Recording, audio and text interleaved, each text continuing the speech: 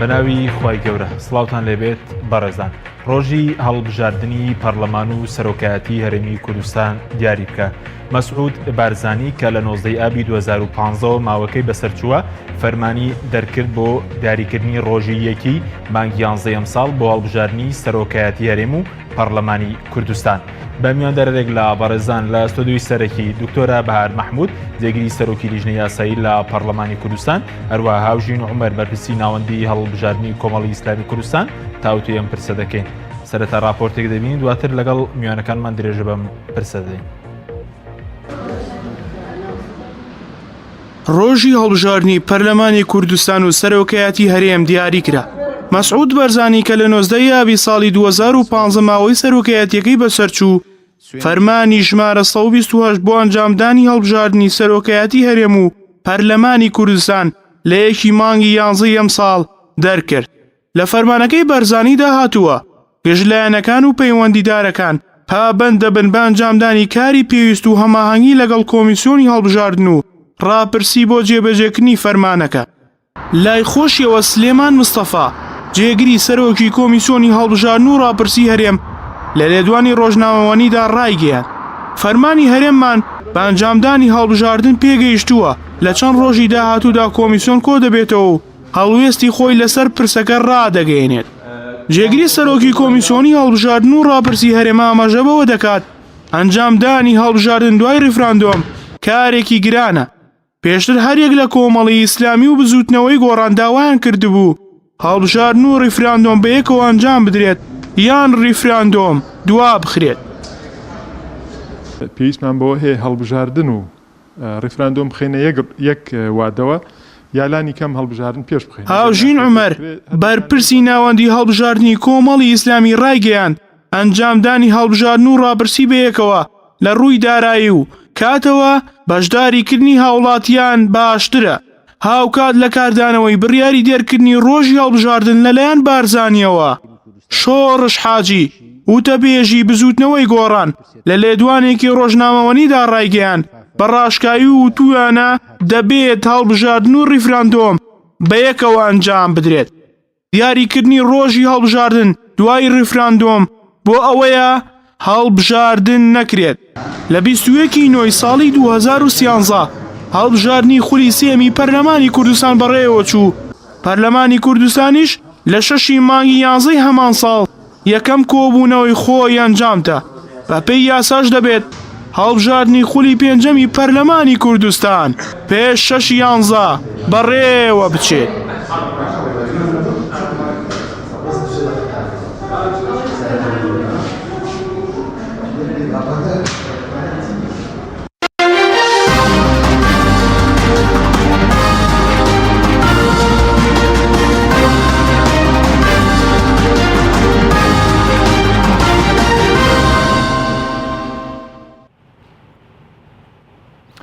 دووبارە سڵاوتان لێبێت بەڕێزان. سوپاس بۆ میوانەکانمان بەخێر بێن. سوپاس بە ئامادەبوونتان. دکتۆرە بەهارەگە سەرەتا لە بەڕێستانەوە دەست پێ بکەین سەبارەت بە دەرکردنی فەرمانی هەرێمی لەلایەن بارزانی و بۆ دیاریکردنی ڕۆژی هەڵبژاردنی سەرۆکایەتی هەرێم و پەرلەمانی کوردستان. ڕاتان لەسەر ئەم فەرمانی چی؟ بەڵێ بەناوی خوای گەورە سوپاس بۆ جەنابتان، سڵاو لە بینەرانی کەناڵەکەتان. لە ڕاستیە مەسەلەی دیاریکردنی ڕۆژێک بۆ هەڵبژاردنە گشتیەکان لە یاسای سەرۆکایەتی هەرێمی ژمارەیەکی ساڵی 2005 لە مادەیدا کە باز لە دەسەڵاتەکانی سەرۆکی هەرێم دەکا یەکێک لە دەسەڵاتەکانی بریتیە لە دیاریکردنی وادەیەک بۆ هەڵبژاردنە گشتیەکان. واتە دیاریکردنی ڕۆژێک بۆ هەڵبژاردنە گشتیەکان بە پێی یاسا لە دەسەڵاتی سەرۆکی هەرێمدایە. بەڵام بابەتەکەی ئێمە لە ئێستادا کۆمەڵێک شتیترە. یەکێک لەو نوقتانە ئەوەیە کە بەڕێز مەسعود بارزانی کە لە ئێستادا بە ناوی سەرۆکی هەرێمەوە ئەم بڕیارە و کۆمەڵی بڕیاری تر دەردەکات و ڕۆژانە ممارەسەی دەسەڵاتەکانی سەرۆکی هەرێم دەکات بەڕێزیان لە نۆزدەی هەشتی 2015 سەرۆکی هەرێم نین بۆی ئەم بڕیارە ئێستا کە دەری کردووە بڕیارێکە لە کەسێکەوە یعنی ئەتوانی تانەی لێ بدرێ بە الدفع بعدم الاختصاص يعني لە یەکێکەوە دەرچۆکە اختصاصی نییە ئەو بڕیارە دەرکا کاتێککە ئێمە لە پەرلەمانی کوردستان دەمانگوت با چارەسەرێک بۆ کێشەی سەرۆکایەتی هەرێم بدۆزینەوە ئەمە فراغی یاسایی دروست دەکا فراغی دەستوری دروست دەکا لە هەرێمی کوردستاندا تۆمەتی ئەومان دەخرا پاڵدەیانگوت ئەمانە کێشەی شخصیە یا کێشەی حیزبیان هەیە لە ڕاستیە ئەمە ئاسارەکانیەتی ئەوە تا لە کێشەیەکی ئاوادا ناتوانرێ هەرێمی کوردستان بڕیارێکی لەو جۆرەی بۆ دەربکرێ ئەمە لەلایەکەوە لەلایەکی ترەوانێ ئێمە مەسلەی کۆمیسیۆنمان هەیە کۆمیسیۆن لە پەیڕەوی ناوخۆی خۆیاندا مادەیەکیان هەیە کە دەڵێ دەبێ پێش هەڵبژاردنە گشتیەکان بەلانی کەمەوە 180 ڕۆژ پێش ئەوە ئاگادار بکرێنەوە بۆی ئامادەکاریەکانی خۆیان بکەن بۆ ئەو هەڵبژاردنە لە ئێستادا تاوەکو یەکی 180 ڕۆژ ناکات یعنی من نازانم ئایا کۆمیسیۆن ئەوە بە دەبێ خۆیان وەڵام بدەنەوانێ ئایا دەتوانن ئەو کارە بکەن یاخود لە پەیڕەوی ناوخۆکەی خۆیان لا بدەن کە بۆ خۆیان دایان دەڵێ لە 180 ڕۆژدا ئەمە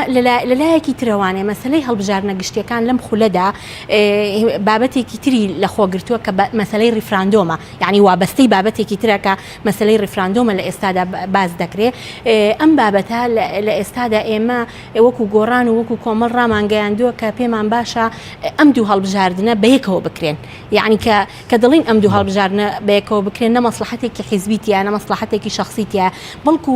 ئێمە پێمان وایە یەکەمیشت لە ڕووی ئابووریەوە باشترە ئەگەر هەردوو هەڵبژاردنەکە ڕووی تێچوونەوە باشترە ئەگەر هەردوو هەڵبژاردنەکە لە ڕۆژێکە ئەنجام بدرێت دووهەمین شت تەوافقی سیاسی حیزبەکانی زۆرتر لەسەر دەکرێت چونکە لە ئێستادا دواخستنی هەڵبژاردنەکان یعنی بۆ وادەیەک لە دوای ڕیفراندۆمەوانێ ئەمە دەمانخاتە شکی ئەوەی کە لەوانەیە لە دوای ڕیفراندۆم ئەگەر ڕیفراندۆم ئەنجام درا ئەگەر ڕیفراندۆمەکە بە بەڵێ دەنگی زۆرینەی هێنا زۆر نزیکە کە هەڵبژاردنەکان دوا بخرێت و ئەنجامەدرێت ئێمە من خۆم وەکو کەسێکی یاسایی هەمیشە لەگەڵ ئەوەم کە هەڵبژاردنەکان لە وادەی خۆیاندا ئەنجام بدرێ چکە هەمیشە هەڵبژاردن بە هەموو تێبینیەکانمانەوە لەسەری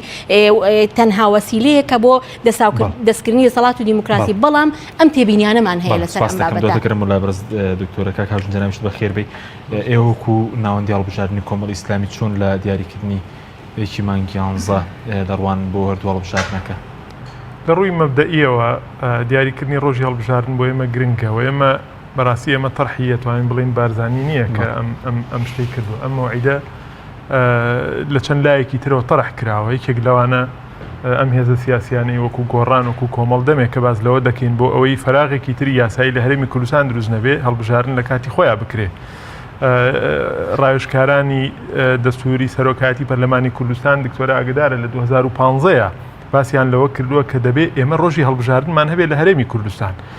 لە لایەکی ترەوە یعنی بۆ نمونە ئەم ڕۆژە تەسبیت کرێ بۆ نمونە بڵێن کاکە 6/11 هەموو ساڵێک هەموو 4 ساڵ جارێک هەڵبژاردننی پەرلەمانی کوردستانە ئتر پێویست بەوە نەکا پێش ئەوە قەیرانێکی سیاسی دروست بێ یا بۆ نمونە ئەو ڕۆژە کاریگەر نەبێ بە کۆمەڵێ بگرە و بەردەی نێوان هێزە سیاسیەکان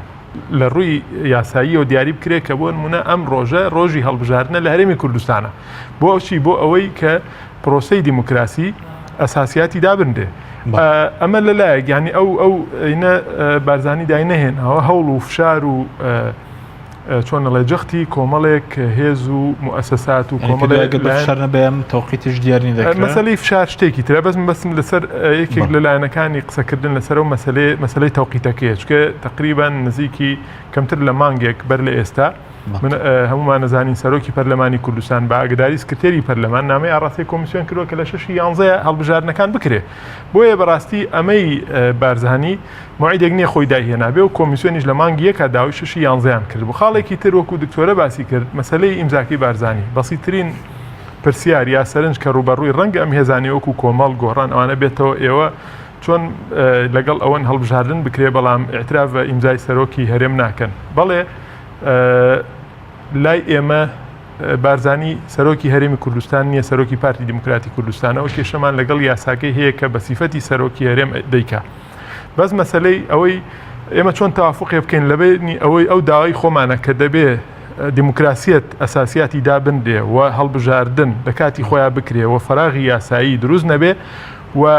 ئەم بڕیارەشەیە کە بارزانی دەری کردەوە بە سیفەتی لەبین دوو قەوسا سەرۆکی هەرێمی کوردستان. ئێمە باز لە تەوافقی سیاسیەکەین، تەرحەکانمانەوەکەین، چه هەڵبژاردنە چه ڕیفراندۆمە دەبێت تەوافقی سیاسی و یاسایی لەسەر بێ.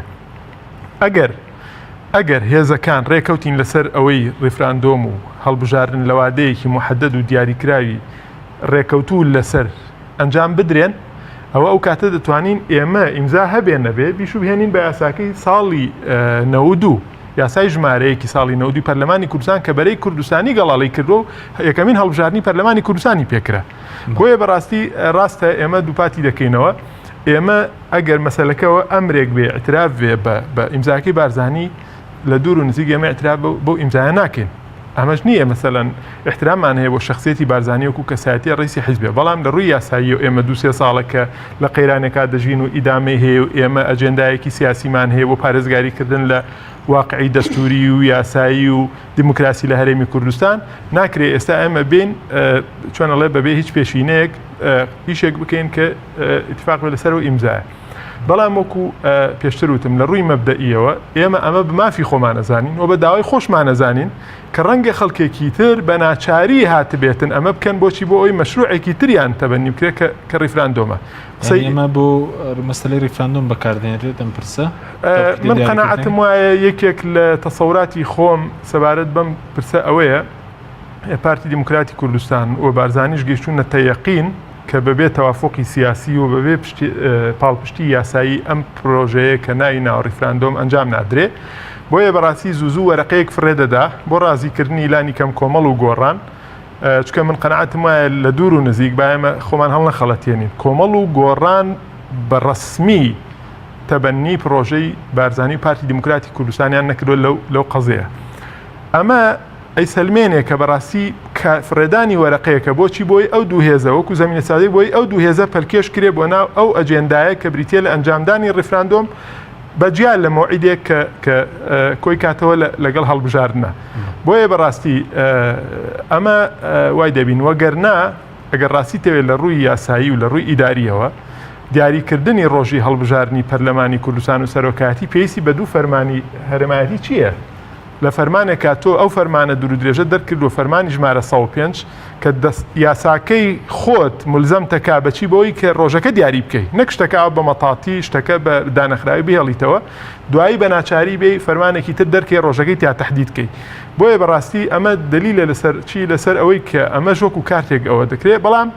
کۆمەڵی قسەی ترماوە ئێمە چۆن وا بکەین کە هەڵبژاردن لە وادەی خۆیان بکرێت، چگو ئێستا پێ دوای سەر ڕێوادەکەی مەترسی دووەکەوتنیشیە بەتەکید ئێستا ئەوش خۆی بەخۆی قسەیەکە. یعنی من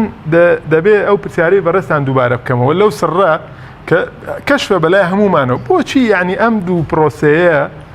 پرۆسەیە ناخرێتە یەک ڕۆژەوە جا هەردووکی بخرێتە 25 هەردووکی بخرێتە 1 هەردووکی بخرێتە 6 حکمت چییە؟ یعنی لە بینی دوو پرۆسەیە تۆ 35 ڕۆژەی هێڵیتەوە. ئەمە قسەکەیە کە بەڕاستی قسەکەی ئێمە دەسەلمێنێ کە ئامانجێکی حیزبی دیاریکرا و بەسراوە بە ئەنجامدانی ڕیفراندۆمەوە. بۆیە ترسمان هەیە گەر ڕیفراندۆم بکرێ و پێش ڕیفراندۆم هەڵبژاردننی پەرلەمان لانی کەم نەکرێ یا بەیەکەوە نەکرێن نەتیجەی ئەم ڕیفراندۆمە بە ئاڕاستەیە کا ببرێت کە نەتیجەی عەکسی با بەدەستەوە و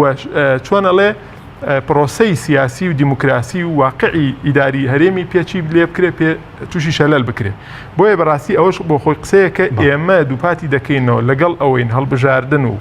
ڕیفراندۆم یا لانی کەم بەیەکەوە بکرێن یا هەڵبژاردنەکە پێش بخرێ. ئەگەر کۆمیسیۆن بتوانێت لە 25 نوێ هەڵبژاردن ڕیفراندۆم بکە بە دڵنیاییەوە توانێت هەڵبژاردنیش بکە. باشە ئەگەر ناکرێ هەردووکی کە ئێمە بڕوامان وایە بەم شێوەیە ناکرێت لە بەرەوەی تەوافقێکی سیاسی و پاڵپشتێکی یاسایی نییە لانی کەم با فورسەی ئەو 35 ڕۆژە بین بە کۆمیسیۆن ماوەیەکی زیاتریشانە دەینێ و ئیشەکانیشان بێکەم و کورترە بێ لە 1 لە 6 بە هەردوو پرۆسەکە بەیەکەوە بکەین. ئەو کاتە ئێمە دەرگاکەینەوە لەسەرچی لەسەر ئەوەی کە ڕێگە چارەیەک بدۆزینەوە بۆ نزیک بوونەوە لە چارەسەری قەیرانی هەرێمی کوردستان. دکتۆرە بەڕێز باس لەوەکە کە بارزان لە ڕووی یاساییەوە دەستەڵاتینی ئەی بۆچی بڵێن چارەسەر چی ئێستا گەر ئەو فەرمان دەرناکی چێ دەتوانێت دەری بکات لە ئێمە سەرۆکی هەرێمان ئەگەر نەبێت؟ بەڵێ دەست خۆش بۆ ئەو پرسیارێکی زۆر وەجیهەیە. ئێستا لەوانەیە خەڵکانێک بە ئێمە بڵێن ئەمان گۆڕان و کۆمەڵ هەموو شتێ ڕەتەکەنەوەڵەن بارزانی بۆی نیە ئەیکێ بۆی هەیە. وەگوتم یعنی ئەو کاتێک کە ئێمە دەمانوت ئەمە فەراغێکی یاسایی دروستەکە، ئەمە فەراغی یاسایەکەی کە دروستی کردووە. لە ئێستادا لەبەر ئەوەی کە هەر کاتێ فەراغی یاسایی لە هەر وڵاتێکا دروست بوێ بەس پەرلەمانەکەی بمێنێ، یعنی مەرجعی شەرعیەت دەمێنێ، بە تایبەتی لە هەرێمی کوردستانە کە ئێمە دەستورمان نییە، چونکە دەستور دەسەڵاتەکانی پەرلەمانیش تەحدید دەکات. ئەگەر دەستور هەبێ شتێک لە دەستوردا هاتبێ پەرلەمانیش ناتوانێت دەستکاری بکات. بەڵام ئێمە لە بەرەوەی دەستورمان نییە، لە غیابی هەر موسسەیەکی دەستوری ترا پەرلەمانی کوردستان دەتوانێت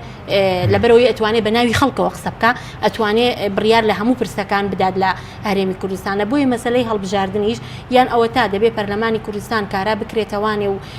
و هەڵبژاردن بەڵێ بۆ هەڵبژاردن پەرلەمان کارا بکرێتەوە، ئەگەر کارا بکرێتەوە پەرلەمانی کوردستان پێش وادەی هەڵبژاردن، ئەو کاتە پەرلەمانی کوردستان دەتوانێت بڕیار بدات لەوەی کە لە چ ڕۆژێکا هەڵبژاردن ئەنجام بدرێت. ئەگەر پەرلەمانی کوردستان کارا نەکرێتەوانێ، سەرۆکی پەرلەمان پێی دەوترێت لە وڵاتانی تر پێوترێت سپیکەر، واتە قسەکەرە بە ناوی پەرلەمانەوە و پەرلەمانیش هەڵبژێردراوی خەڵکە. بۆیە سەرۆکی پەرلەمان بۆی هەیە ئەو بابەتە بڕیار لەسەر بدات و سەرۆکی پەرلەمانیش زۆر پێش ئەم بڕیارەی بەڕێز بارزانی نووسراوی ئاراستەی کۆمیسیۆن کردووە بۆی کە لە پێش 11 ئامادەکاریەکان بکەن بۆ هەڵبژاردن. بۆیە لە ئێستادا چارەسەرەکە ئەوەیە بۆ ئەوی ئێمە بتوانین بە شێوەیەک لە شێوەکان ڕواڵەتێکی قانونی بدەین بە پرۆسەکە، دەبێیان پەرلەمانی کوردستان بڕیاردا یا سەرۆکی پەرلەمان ئەگەر پەرلەمان کارانە بێتەوانێ. سەبارەت ئەمێ یەک ڕوونکردنەوەی تریش بدەم کوین، چونکە ئێستا لەوانەیە خەڵکانێک هەبن ئێمە لە بیدایەتی مەسەلەی ڕیفراندۆم و دایمە ئەومان وتومانە ئەم مەسەلەی ڕیفراندۆم پرسێکی چارەنووسازە، تەنها و تەنها پەرلەمان دەتوانێت بڕیاری لەسەر بدا. لەوانەیە ئێستا کە من پێشتر وتم لە یاسای سەرۆکایەتی هەرێمە سەلاحیەتی سەرۆکی هەرێمە کە بڵێ وادەی هەڵبژاردنەکان دیاری بکە، لەوانەیە پرسیارێک لای خەڵکانێکی ئاسایی دروست ببێ کە بۆچی ئێمە بۆ ڕیفراندۆم وا دەڵێن و بۆ هەڵبژاردنەکان وا دەڵێن. دەمەوێت ڕوونکردنەوەیکی یاسایی لەسەر ئەوە بدەم کە مەسەلەی ڕیفراندۆم بۆ بەتایبەتی ڕیفراندۆمێک بۆ ڕاگەیاندنی سەربەخۆیی مەسەلەی بکە پرسێکی چارەنووسازە. پرسە چارەنووسازەکان یەکلاکردنەوەیان تەنها و تەنها لە پەرلەمانی کوردستان دەبێت. جگەلەوەی پرسی ڕیفراندۆم بۆ ڕاگەیاندنی دەوڵەت پێویستی بە دەرکردنی یاسایەکی تایبەت هەیە، ئەو یاساش هەر تەنها لە پەرلەمانەوە دەرەکرێت. بەڵام هەڵبژاردنە گشتیەکان ئێمە یاسایەکمان هەیە بە ناوی یاسای هەڵبژاردننی پەرلەمانی کوردستان ژمارەیەکی ساڵی 1992. ئەم یاسایە لە هەموو هەڵبژاردنێکا جێبەجێ دەکرێتەوە. یاسای سەرۆکایەتی هەرێمیشمان هەیە کە سەلاحیەتەکانی باس کردووە، بۆیە ئەمەیە جیاوازیەکە لە سەبارەت بە کۆمیسیۆن ئێستا کۆمیسیۆن مەرجعی کۆمیسیۆن لە ڕووی یاسایە بۆ مەسەلەی هەڵبژاردن بۆ مەسەلەی ڕیفراندۆمیش کوێیان دەبێت ڕێنمایی لە کێوە لە مادەی سێمی یاسای ژمارە 4 ساڵی 2014 کە یاسای کۆمیسیۆنی و ڕاپرسیە هاتووە کە ئەڵێ ئەمە دەستەیەکی سەربەخۆیە لە ڕووی چاودێریەوە لەژێر چاودێری ملکەتی چاودێری پەرلەمانە و لە هەمان یاساژدا هاتووە کە دەبێت راپۆرتی خۆی مانگانە پێشکەشی مانگانە یان بە شێوەیەکی دەوری پێشکەش بە پەرلەمانی کوردستان بکەواتە لە ڕووی کارگەڕی و ئیداریەوە ئەم کۆمیسیۆنە ڕاستە بەخۆی هەیئەیەکی سەربەخۆیە، دەستەیەکی سەربەخۆیە، بەڵام لە ڕووی چاودێری و لە ڕووی ئیداریەوە سەر بە پەرلەمانی کوردستانە. بۆیە دەبێت لە هەموو پرسەکاندا بگەڕێتەوە بۆ پەرلەمانی کوردستان، راپۆرتی خۆی پێشکەش بە پەرلەمانی کوردستان بکاو لەسەر زەوئی چاودێری پەرلەمان کارەکانی خۆی ئەنجام بدات. بەس ئەی ڕۆڵی کۆمیسیۆن چیە بەپێی یاساکەی خۆی لە دیاریکردنی ڕۆژی هەڵبژاردن؟ ئایا دەبێت خۆیان دەسەڵاتیوانێک لە یاساکەی کۆمیسیۆندا هاتووە؟ بڵێ یەکێک لە ئیشەکانی کۆمیسیۆن لە یاساکەی کۆمیسیۆندا ئێمە کە دەرمان کردووە لە پەرلەمانی کوردستان ئیشەکانی کۆمیسیۆنمان دیاری کردو. یەکێک لە ئیشەکان دەڵێ جاردانی وادەی هەڵبژاردن. واتە بۆچی وتمانە جاردان یعنی ئیعلانکردن، واتە کۆمیسیۆن بڕیار نادا لە ڕۆژەکە، کۆمیسیۆن ئیعلانی دەکا بۆ خەڵک ئیعلان دەکا. بەڵام بەپێی یاسای سەرۆکایەتی هەرێم سەرۆکی هەرێم، بەڵام مەبەستم سەرۆکێکی هەرێمی شەرعی، سەرۆکێکی هەرێمی یاسایی کە موسانەدەی یاسایی هەبێت وادەیەک بۆ هەڵبژاردن دیاری دەکا بەپێی یاسای سەرۆکایەتی هەرێم. لە نێوان دوو یاساکە بەڵێ تێگیران دروست نابێت لە نێوان دوو دەقە یاساییە. وتومانە جاردان بۆ ئەوەی کۆمیسیۆن ناڵە دیاریکردنی وادە، ئەوەی یاسای سەرۆکایەتی رەم ئەڵێ دیاریکردنی وادەیەک بۆ هەڵبژاردن بەڵام ئەوەی کۆمیسیۆن دەڵێ جاردانی ڕۆژی هەڵبژاردن واتە کە دیاری کرا کۆمیسیۆن ئیعلانی دەکا کە ئیتر لەو ڕۆژەدا دەتوانێت یان ناتوانێت ئەو هەڵبژاردنە ئەنجام بدات. بەڵام ڕۆڵی کۆمیسیۆن لاواز نییە لەم پرسانەدا بۆ نمونە بڕیار دەدەکرێت پێیان دەڵێت کە لەم ڕۆژەدا دەبێت ئەنجام درێت. ڕۆڵی کۆمیسیۆن ئەوەیە کە پەیڕەوێکی ناوخۆیان بۆ خۆیان دەرکردووە ئەوانی وابەستەی دەسەڵاتە دەستوریەکانیان کردو و مؤسساتە دەستوریەکان کە پەرلەمانە و سەرۆکایەتی هەرێم و حکوومەتە پێیان دەڵێت دەبێت پێش 180 ڕۆژ تۆ من ئاگادارکەی بۆ ئەوەی کە بتوانم کارەکانی خۆم بکەم و هەروەها لە یاساکەدا هاتووە کە دەبێت هیندەسەڵاتی جێبەجێکردن حکوومەت بودجەی پێویستیان بۆ دیاری بکە یعنی ئەمانە دەسەڵاتەکانی یعنی لە ڕێگەیەوە کۆمیسیۆن دەتوانێت ممارەسەی دەسەڵاتەکانی خۆی بکە ئێستا کۆمیسیۆن دەتوانێت ئەو پرۆسەیە ئەنجام نەدا لە بەرەوەی 180 ڕۆژەکە کەمتر ماوە یعنی دەتوانێت بە پێی پەیڕەوی ناوخۆکەی خۆی ڕەتی بکاتەوانێ ئەم فەرمانە بەڵێ سوپاس دەکەم کا کاژنێکە بگرم وڵای بەڕێزت وتت ئێمە پرسیارمان هەیە لەوەی کە حکمت لەوەدا چیە کە هەڵبژاردن و ڕیفراندۆم بێکەوە ئەنجام نادرێن بەڕەنگە بەرەکەی تریش پرسیارەوە کۆڵە حکمت لەوەدا چیە کە بۆچی دەبێت بێکەوە ئەنجام درێن ڕیفراندۆم و هەڵبژاردننی سەرۆکایەتی پرسیارێکی زۆر وەجیه و جوانە بەس من ئەگەر ئیجازە بن لەسەر ئیزنی دکتۆرە بەهار کە بەڕێزیان مختصن لە بواری یاساییە بەس تێک لەسەر ئیمزاکی سەرۆکی هەرێم ئێمە سبینی ئەگەر پەرلەمان کارا بکرێتەوە پێشەنجامدانی هەر پرۆسەیەکی ڕیفراندۆم بێ یا هەڵبژاردن چۆن ئەم پەرلەمانە کە لایەکی سەر بە ئەجندایەکی ترە و لایەکی تری تەمسیلی ئەجندایەکی ترەکە ئەگەر کۆ بێتەوە و یاسای دەرکرد چۆن وا بکەین مەسەلەن لانی کەم ئەم بەرەی کە ئێمە ئیدعای شەرعیەت و یاسایەکەین چۆن ئەڵێ تێ نەگیرێن لەگەڵ کۆمەڵی قسەی خۆمانەیە پێشوانە نەبینەوە مەسەلەی ئیمزای سەرۆکی هەرێم لە 92 تا 2005 پێم وابێت کە شتێک نەبووە لە هەرێمی کوردستان ناوی سەرۆکی هەرێم بێ یاسا ئیمزای سەرۆکی هەرێمی نەویستووە هەموو سەرۆکی پەرلەمان ئیمزای کردووە بۆیە یعنی ئەمە لە ڕووی بە تەسەووری من بە متابعەی من بۆ بە ئیستیشارەی یاسایی ئەمە مەسەلەی ئەو ئیمزایە ئەگەر نەشبێ لە ڕووی ئیداری لە ڕووی یاسایی لە ڕووی قانونی و دەسووری باوەڕ ناکەم ببێتە کێشەیەک بۆیە ئێمە ئەگەر سبەینێ پەرلەمانیش کارا کرایەوە دەکرێت ئیش لەسەر ئەوە بکرێت سەرۆکی پەرلەمان خۆی کە ئیمزای یاساکەی کرد ئەم یاسای بچێتە بواری جێبەجێکردنەوە یعنی بەڕاستی ئەگەر خەڵکێکی تریش پێی ناخۆش بێ ئەبێ ئەوە بزانێ ئێستا نزیکی 2 ساڵە پەرلەمان پەخراوە شتێک نییە بە ناوی سەرۆکێکی شەرعی هەرێمی کوردستان بەڵام 2 ساڵە فەرمان دەرەکرێ فەرمانی هەرێمی دەرەکرێ یاسا دەرەکرێ خەڵک تەرفیع پێکرێ خەڵک فەسڵەکرێ خەڵک ئەوە دەکرێت تەلاعوبی سیاسیە کرێ بڕیار دەرەکرێ کەچی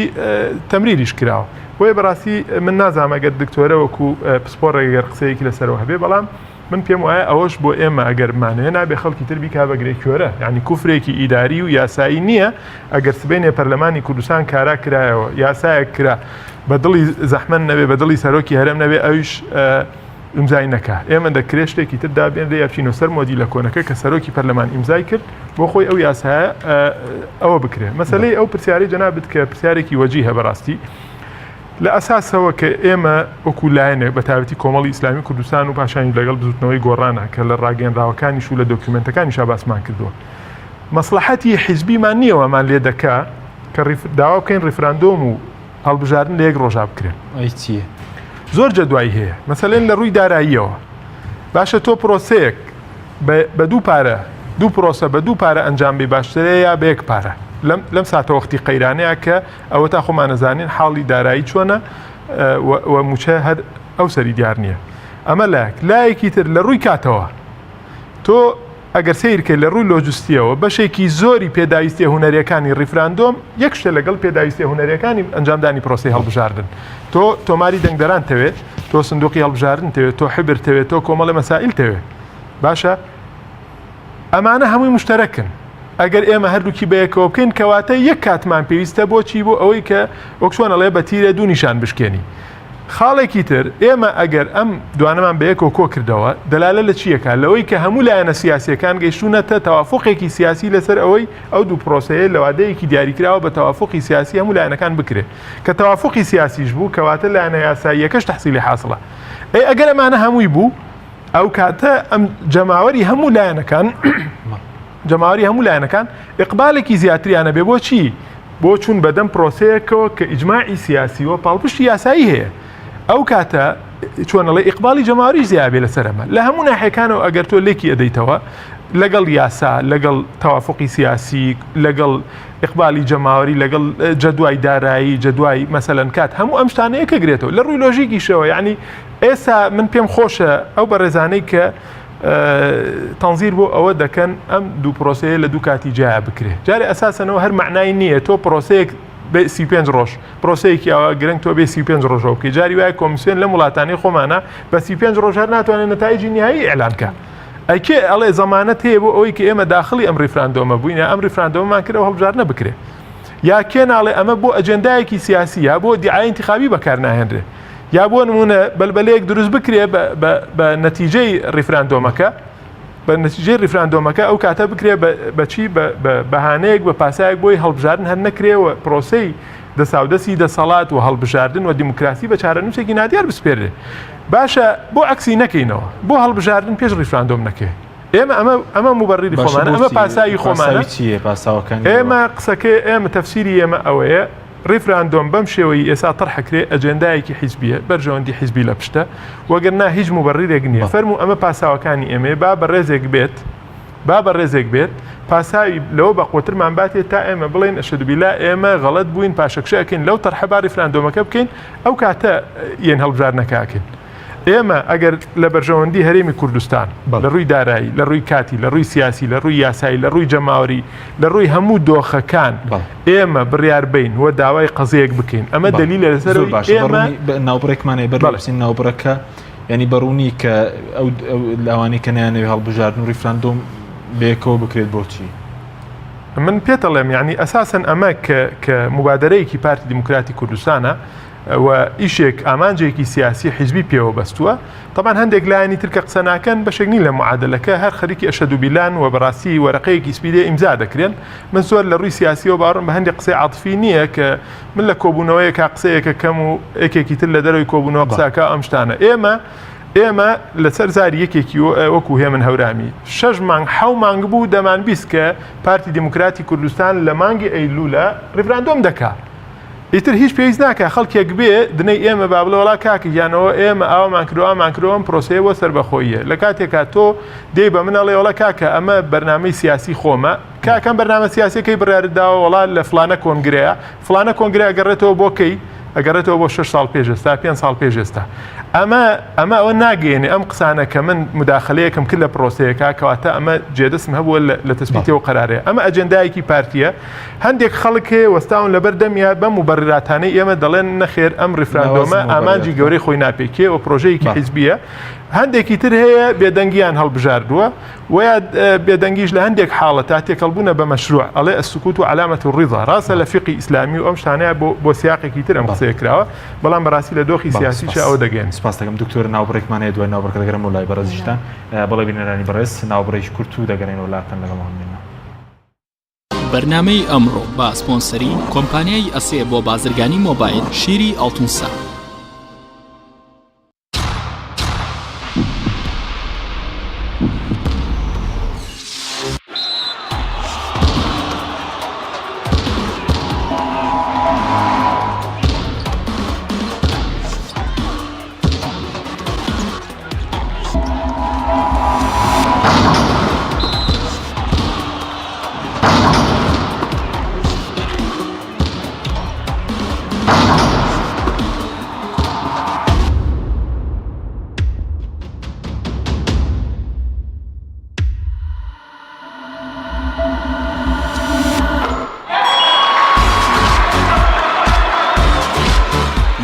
سەرکەوتنە گەورەیە تەنها شیری وشکی ئەڵتونسای تەمێکی ڕاستەقینە و 100% سروشتی نۆشی کەو هەمیشە بە بەهێزی بمێنەرەوە. نوێترین ئۆفەر لە کۆمپانیای ئەسێەوە ئێستا مۆبایلی زیرەکی ئەسێ Q5S 4G LTE کە بە فینگرپرینت کار دەکات بە قستی مانگانەی تەنها 59,000 پێشەکی و مانگی تەنها 14,000 دینار. نوێترین مۆبایلی زیرەک و پێشکەوت و بە نزمترین نرخ بۆ تۆی خۆشەویست ئەسێ Q5S 4G LTE. کۆمپانیای بەیزا لە پێنە و بەرەنگاربوونەوەی قەیرانی دارایی و پێشکەشکردنی باشترین ئامێری کارەبایەتی نۆماڵ، کۆمپانیای بەیزا بووە بریکاری گشتی کۆمپانیای زەمگی ئیتالی. هەروەها فرۆشتنی بەرهەمەکانی باقیستی هەژدەمانگ بە هاوڵاتیان، سەلاجە و مجەمیدە، هەموو جۆرەکانی سپلێت، تەلەڤیزیۆن و تەبەخ و مڕەشەح، فرن و مایکرۆ، گسکی کارەبایی، غەسالەی جلشتن و قاپشتن. بەیزا مامی هاوڵاتیان. کۆمپانیای دنیا دیکۆر. کۆمپانیای دنیا دیکۆر ئامادەیە بۆ دانانی دیکۆراتی ماڵ و شوێنە گشتی و حکومیەکان. کۆمپانیای دنیا دیکۆر هەڵدەستێت بە دروستکردن و دانانی کەوانتەر و ژووری نووسن و ئۆفیسی گەشت و گوزار و جبسم بۆردی مەغریبی و کاغەزی دیواری ئیتاڵی و تەختەی ئەرزی تورکی و ئەڵمانی و جیاکردنەوەی هۆڵ بە SDF و MDF و داری سروشتی. کۆمپانیای دنیا دیکۆر دنیایەک بۆ دیکۆراتەکانتان. ناونیشان سلێمانی فەرعی یەکەم، شەقامی بازنەی مەلیک مەحموود بەرامبەر پارکی مەلیک مەحموود. فەرعی دووەم، شەقامی بازنەی مەلیک مەحموود بەرامبەر سۆپەرمارکێتی ئاڵتون. فەرعی سێیەم، ناوچەی پیشەسازی یەک بەرامبەر تاقیگەی بیناسازی. کۆمپانیای دنیا دیکۆر. تۆپ ئارت، تاکە بریکاری تۆڕی میدیایی کۆمەڵ بۆ دروستکردن و بڵاوکردنەوەی ڕیکلام. تۆپ ئارت.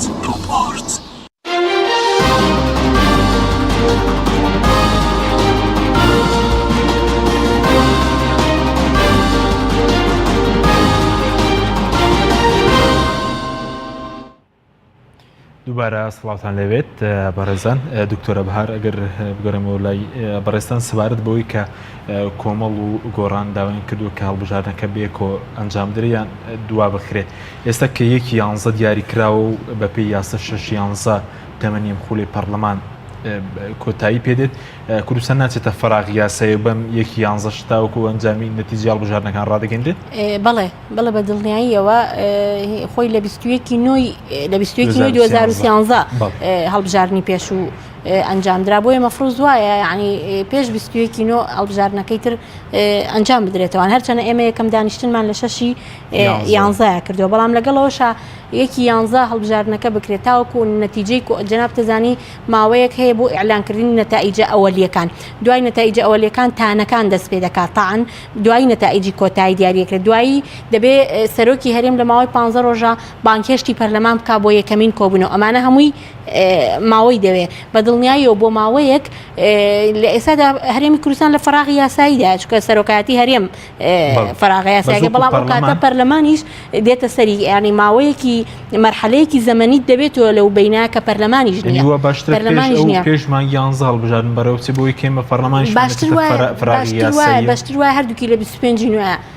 بەڕێوە بچێ ڕیفراندۆمیش و هەڵبژاردنیش. ئەگەر نا باشتر وایە ڕیفراندۆمەکە هەڵبژاردنەکە لە 25 نوێ بکرێ یاخود لە مانگی دەیە بکرێ و ڕیفراندۆمەکە دوا بخرێ بۆ دوایی. بۆ یعنی ئەمە جگە لەوەی کە لە ڕووی ئابووریەوە کاکاوژین ڕوونی کردەوە تێچووی کەمتر دەبێت بۆ ئەم قەیرانەی ئێستا باشە. لە ڕوویەکی تری شەوانێت و ئەو کاتە ئێمە دایمە تاکیدمان لەسەرەوە کردوێتەوە وتومانە ئەنجامدانی ڕیفراندۆم و دەوڵەتی سەربەخۆ بابەتێک کە دەبێت پەرلەمان هەموو ئامادەکاریەکانی بۆ بکە، پەرلەمان بڕیاری لەسەر بدا. ئەو کاتە تۆ پەرلەمانێکی هەڵبژێردراوت دەبێت، پەرلەمانەکە دەتوانێت کار بکە بۆ ڕیفراندۆم، چ لەسەر ئاستی نێوخۆیی، لەسەر ئاستی نێودەوڵەتی، لەسەر ئاستی ئەو کارانەی کە لیژنەیەکی ڕیفراندۆمی خێڵەکی عشایری حیزبی دەیکات، ئەو کاتە پەرلەمانەکە دەیکات. نەخێر بە دڵنیاییەوە شەرعیەتی نییە، بە دڵنیاییەوە شەرعیەتی نییە، لەبەر ئەوەی کە بەرمەبنای چی یاسایەک ئەوان خۆیان کردو بە کەواسووری بەرلەشکری ڕیفراندۆ بۆ خەڵکی کوردستان. خەڵکی کوردستان دەنجی پێداون بیانکە بە نوێنەر بۆ ئەوی پرسێکی چارەنووسازی ئاوا بڕیار لێ بدەن. نەخێر، خەڵکی کوردستان دەنگی داوە بە نوێنەرانی خۆی لە پەرلەمانی کوردستان دەبێت ئەو نوێنەرانە کار بۆ ڕیفراندۆم بکەن و کارکردنیش بۆ ڕیفراندۆم هەر بەتەنها دەرکردنی یاساکە و بڕیارەکە نییە، بەڵکو کارکردنی دەوێت لە ئاستی نێوخۆی، لە ئاستی ئیقلیمی، لە ئاستی قسەکردن مفاوەزەکردن لەگەڵ دەوڵەتی دایکە بەغدایە. بۆی ئەمانە هەمووی لە کاتێکا دەبێت کە تۆ پەرلەمانێکت هەیە و ئەمێ ڕوونکردنەوەیکی تر بدەم عەفو لەسەر ئەوەی کە بەڕێز کاکاوژین وتی خۆشی داوای ڕوونکردنەوەی لە من کرد کە ئایا دەکرێت پەرلەمانی کوردستان یاسایە دەربکات و تەصدیق نەکرێت لەلایەن سەرۆکی هەرێمەوە بۆ ئەم دۆخەی ئێستا دەکرێت لەبەر ئەوەی کە وەک پێشتری ژوتم ئێمە ئەگەر مەسەلەی تەصدیقکردنی یاساکان لەلایەن سەرۆکی هەرێمەوە لە دەستورا بەهاتایە پەرلەمان نەیدەتوانین دەستکاری بکە بەڵام لەبەرەوەی ئێمە دەستورمان نییە مەسەلەی تەصدیقکردنی یاساکان لەلایەن سەرۆکی هەرێمەوە لە یاسادا هاتووە یاسای سەرۆکاتی هەرێم لە یاسای سەرۆکاتی هەرێم داهاتوە یاساش پەرلەمان دەریەکە هەر پەرلەمانی دەتوانێت تعدیلی بکە دەتوانێت ئەو بڕگەیە لا بەرێکە باز لەوە دەکا کە سەرۆکی هەرێم تەصدیقی یاساکان بکە و سەرۆکی هەرێمیش تەصدیقکردنی یاساکان بۆی یەکجار مافی ڤیتۆی هەیە یعنی یەکجار بۆی هەیە بگەڕێتەوە بۆ پەرلەمان زۆر ئەگەر ئەم یاسایەمان تعدیل کرد دەیگەڕێتەوە بۆ پەرلەمان ڤیتۆکەی ئەوەی دەیگەڕێتەوە بۆ پەرلەمان ئەم جارەکە گێڕایەوە بۆ پەرلەمان بڕیاری خۆی دایەوە جارێکی تر ناگەڕێتەوە بۆ لای سەرۆکی هەرێم یعنی گەڕانەوەی گێڕایەوە پەرلەمان توانێت سوور بێ لەسەر سەرۆکی هەرێم نەوێت و یاساش تەصدیق بکرێت پەرلەمان نتوانێت یاسای هەموار بکات بەڵێ توانێت هەمواری بکاتەوە چکە لە دەستورا نەهاتوە لە یاسادا هاتووە بەڵێ زۆر باشە بەس سەبارەت بەوەی کە 1/11 کە دیاری کراوە و 6/11 کەواتە بە هەموو بارێکدا پەرلەمان دەچێتە فەراغی یاسایی بەڵێ ماوەتە بەسەر دەچێت خۆ ئەزانی ماوە بەسەرچوونەکە ئەوەندە کێشە نییە ئەوەندەی فەراغەکە کێشەیە یعنی ئێمە ماوەمان بەسەر دەچێت لەو تاریخی کە لە 6/11 ماوەمان بەسەر دەچێت کاری پەرلەمانتاری ناکەین داوا ناکەن ماوەکەتان بۆ بە دڵنیاییەوە داوا ناکەین پێویستیشیان نابێ بۆ مانگە ماونیە پێویستمان نابێ و لەو کاتەشا ئێمە ممارەسەی کاری خۆمان ناکەین وەکو پەرلەمانتار چکە حەقمان نامێنێ ممارەسەی کاری خۆمان بکەین بەس مشکلەکە ئەوەیە کە تۆ هەرێمێکت هەیە هەرێمەکەی تۆ دەکەوێتە ناو فەراغێکی یاساییەوە پەرلەمانمان دەمێنێ نەسەرۆکاتی هەرێم نەخێت دەوەکووا دەگەڕینەوە بۆ ساڵی 92 کە سەردەمی بەرەی کوردستانی هیچ موسسەیەکن نەبوو چکە بۆ سەرۆکاتی هەرێم بەو شێوەیە سەرۆکاتی هین پەرلەمانیش ئاوایی لێبێ خۆ حکوومەت هەر لەو کاتۆی کە پەرلەمان پەکخراوە شەرعیەتەکەی لەژێر پرسیاردایە و ئەگەر لە گریمانەی ئەوەی کە بژمێنێ دەبێتە حکوومەتێکی کاربەڕێکەر هەموو بڕیارێکی بۆ نییە لەو کاتەکە کاکاژنێگر بگرێم و لای بەڕێزت ینی ئێستەیەوە کە داوا دەکەن بەیەکەوە هەڵبژاردنەکە بکرێ یاخود دوا بخرێت مەترسیەوەتانەیە وەکو بانگەشەی هەڵبژاردنیش بەکار بهێنرێت مەسەلەی ڕیفراندۆم کە پێش بەڵێ ئەوەی کێکە لە مەترسیەکان مەترسی گەورەتر هەیە مەترسی گەورەتر ئێمە لە یەکەم ڕۆژەوە ئەو قسەیەمان کردووە ئەویش ئەوەیە ئێستا ئەم بەڕێزانە کە دەسەڵاتی هەرێمی کوردستانیان قۆرەخ کردووە کە موسەبیبن لە ڕوودانی ئەم هەموو قەیرانە سیاسی و دارایی و یاسایی و تەنانەت کۆمەڵایەتی و دەرونیەش کە لە هەرێما دروست بووە دەیانەوێت یعنی هیچ موبەڕیرێکیان نەماوە شەڕی داعشە بەرەو کۆتایی ڕۆیشتووە و بەڕاستی تەمەنی ئەم قەیرانەوە پێێنێتە 2 ساڵ تەواوە کە ئاچێتە 3 ساڵەوە و بە ڕەقەم و بە یاسای خۆیان و بە قسەی خۆیان هەموو شتێک بەسەر چوو تەواو ئەیانەوێت ترس و تەویلی ئێمە ئەوەیە ئەم بەڕێزانە بیانەوێ واقعێک بخڵقێنن ئیدامە بەم دۆخەبن ئەم قەیرانە بۆ چەند ساڵێکی تر درێژکەنەوە دەسەڵات و هەژمون و هەیمەنەی خۆیان بەسەر واقعی سیاسی و ئابووری و ئەمنی و ئیستیخباراتی و میدیایی و سەربازی هەرێمی کوردستانە درێژکەنەوە چونکە لە دۆخێکە ئێمە لە دۆخی ئاساییین ئەمان بە قانونی تەواری و بە شتێکە لە قانونی تەواری و وەزعی نائیسیسناییە چێ حکومەکەن ئەگەر حاڵەتێک دروست بوو بەلبەلەیەک دروست کرا بۆ نمونە ئێستا سەحافەی عەرەبی باز لەوە دەکەن سیناریۆیەکەیە بۆ ئەوەی داعش بێندە کەرکووک بگرێ بۆچی بۆ ئەوەی بۆ نمونە هەندێکی زەن وەکو حەشی شعبی بوانی ڕزگارکەن و دوایی کورد بەو شێوەیە لە کەرکووکی لەژێر دەست دەربێ ئەگەر ئەم شتانە بێن و ئەم سیناریۆ محتەمەلانە دروست بن ئەمانە هەموو ترسی گەورە دروستەکەن بۆچی بۆ ئەوەی وەزعێکی ناهەمواری پێ بخڵقێنرێ بۆ ئەوەی کە بە حکمی ئیستیسناءات و بە حکمی چۆنە لە دیفاکتۆ ئەمە درێژکەنەوە ئەو کاتە من دڵنیام ئەو پەرلەمانەی کە بەڕێز دکتۆر یوسف سەرۆکایەتیەکە و مەشروعێکی سیاسی تەبەنی کردووە و شێخ فەخرەدین سکرتێریەکە مەشروعێکی سیاسی هاوبەشی تەبەنی کردووە بە حەیاتی بڕیار نادەن کە ڕۆژێک تەمەنی خۆیان درێژ بکەنەوە ئەو کاتە تۆ لە ڕووی ئەخلاقی و تەمەنی خۆ درێژ ناکەیت بەڵام خەڵکێکی تر هەیە لە دەرەوەی هەموو اعتیبارەکان سیاسی یاسایی ئەخلاقی دەڵێوانیش داوا ناکەن من قەناع ئەوەی کە قسەی خۆیانە ئەوەی کە دەبینین ئەم شەڕە لەسەر چییە خۆ ڕەنگە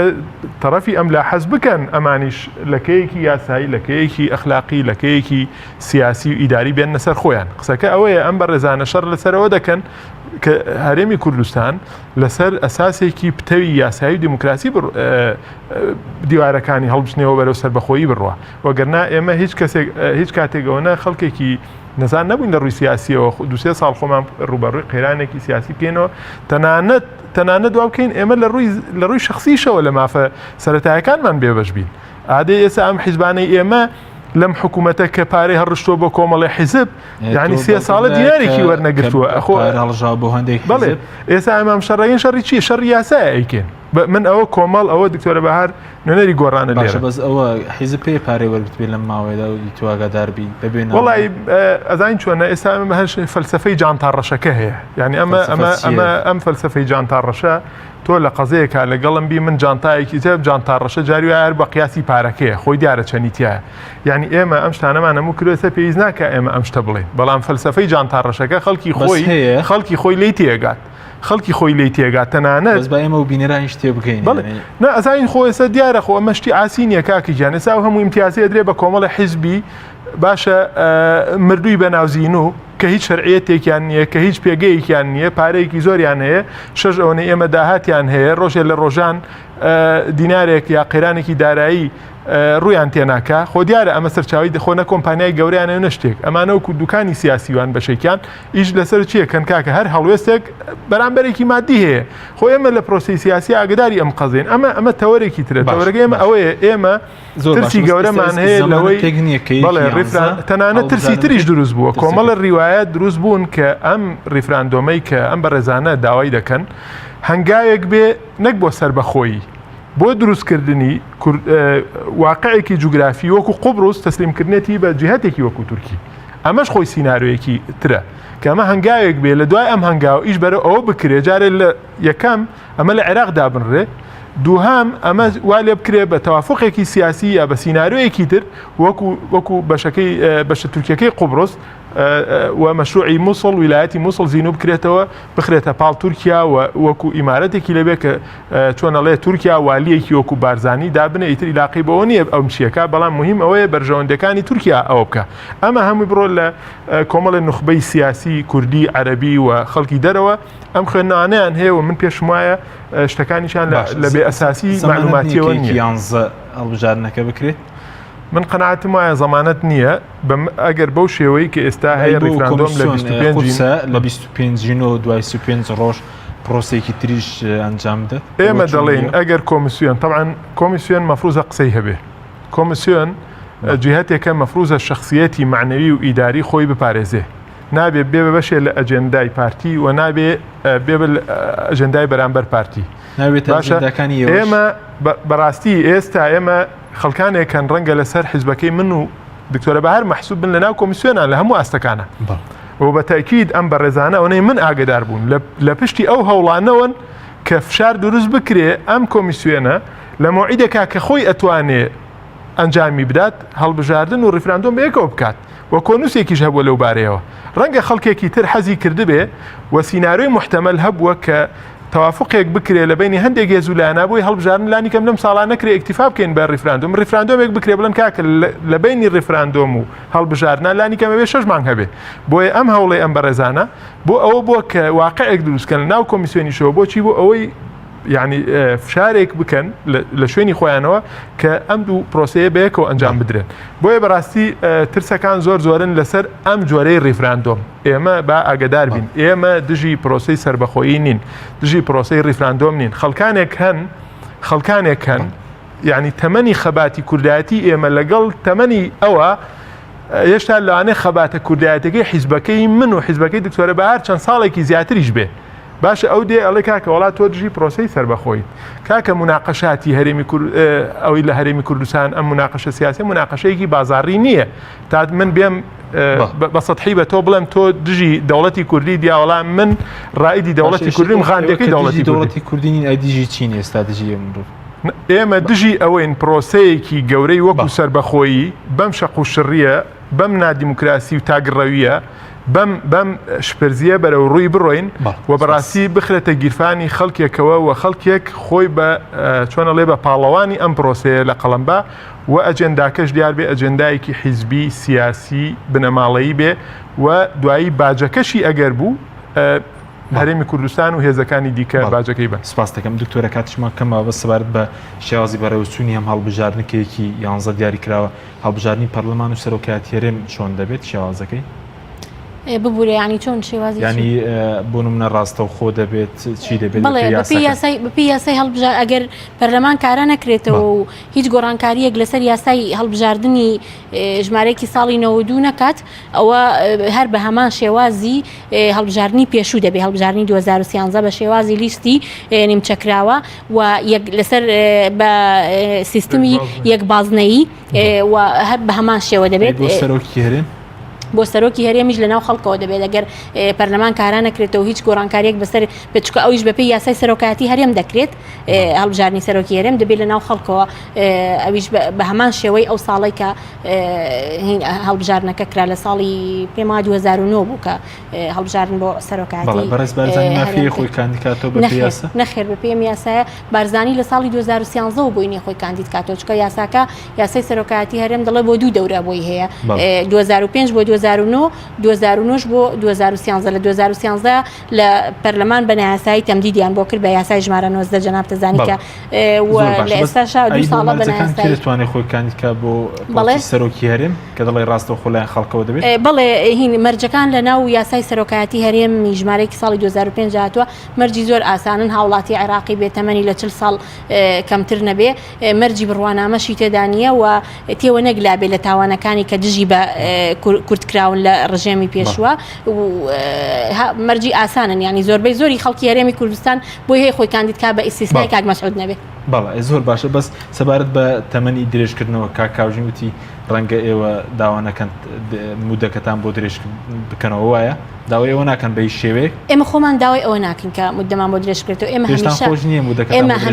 هەمیشە لەگەڵ ئەوە داین کە هەڵبژاردنەکان لە کاتی خۆیدا بکرێت بەڵێ سپاسم دەکەم زۆر سپاس بۆ دکتۆرە بەهار محمود جێگی سەرۆکی لیژنەی یاسایی لە پەرلەمانی کوردستان هەروەها بەرز هاوژۆمەر بەرپرسیدەرانی هەڵبژاردننی کۆمەڵی ئیسلامی کوردستان سپاس بۆ بینێرانی بەڕێز سپاس بۆ هاوکارانم تا بەرنامەیەکی خواتان